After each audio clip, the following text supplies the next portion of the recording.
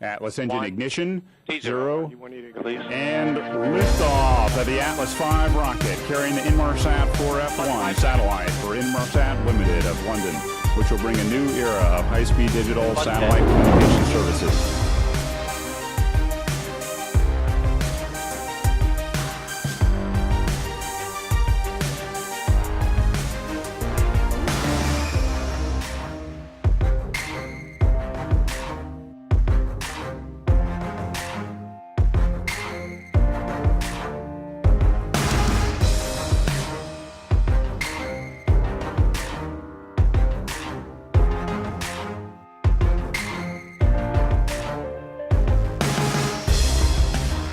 Have ignition, liftoff of an ILS Proton from the Baikonur Cosmodrome in Kazakhstan with Inmarsat 5 F3 satellite on board. Oh, it's a very complicated effort. You've got a rocket that weighs over 1 million pounds. You have the booster vehicle, which has 3 stages of the Proton boost. That essentially drops off the upper stage, which is a BRIES-M upper stage. 14 or 15 hours later, the satellite is separated from the final stage of the rocket. We then receive telemetry and at our control center here, and then we go through a long process of raising the satellite orbit up to geostationary.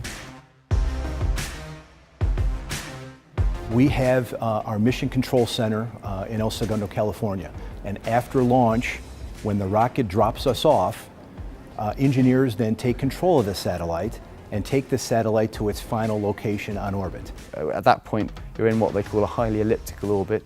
So the next phase of the mission is to start doing burns, that's rocket thrust, from the spacecraft itself, to turn that highly elliptical orbit into a nice circular, geosynchronous, geostationary orbit.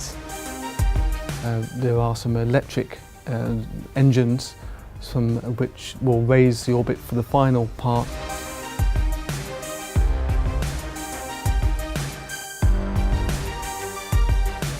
It takes approximately 2 months to get it to orbit. Once it's there, we work with the Inmarsat team and the Inmarsat engineers and test out the satellite. And after making sure all the units on board are behaving as expected, that they've all survived the rigorous experiences of being launched through this orbit, we can then go on to the next level of testing, which is the kind of identifying the performance level that we've achieved. And so it's a really, it's a long process before we're able to declare the spacecraft fit to carry traffic for our commercial customers.